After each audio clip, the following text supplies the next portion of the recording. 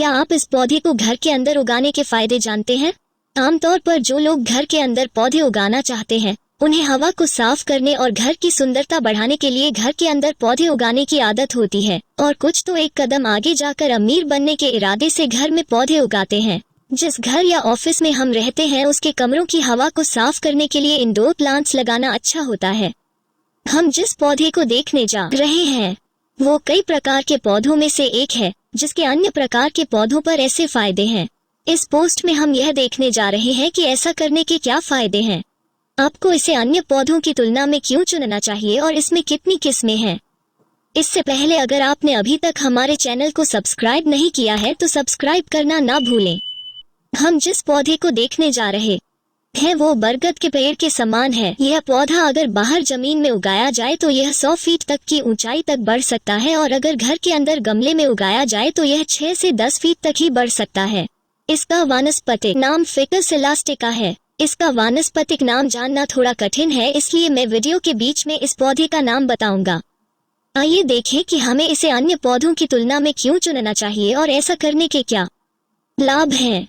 हवा की सफाई। संयुक्त राज्य अमेरिका में नासा सेंटर फॉर साइंस के शोधकर्ताओं ने संयंत्र की पहचान दुनिया के सबसे सिद्ध वायु शोधकों में से एक के रूप में की है। यह संयंत्र हमारे आसपास की हवा से फॉर्मलाडेहाइड, एक विष को हटाने और हवा से कार्बन मोनोऑक्साइड और कार्बन डाइऑक्साइड जैसे अवांछित प्रदूषकों को हटाने के लिए पाया गया था। मैं वीडियो के अंत में आपके प्रश्न का उत्तर दूंगा। यदि आपके पास यह प्रश्न है कि यह घर में फॉर्मलाडेहाइड विषाक्तता कैसे हो सकता है।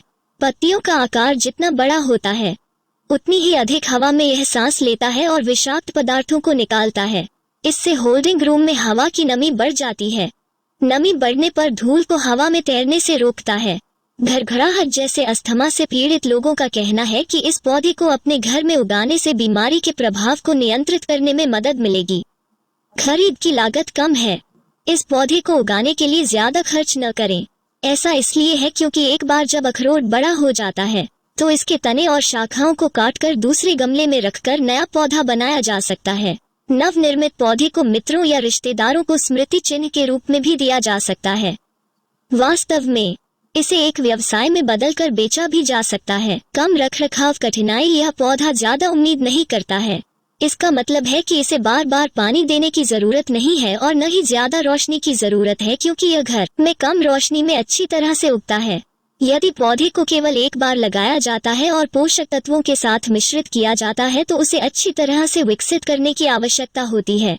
अगर वो अच्छी तरह से विकसित होना चाहता है तो कुछ महीनों बाद इसे निषेचित किया जा सकता है। एलर्जी का कारण नहीं है।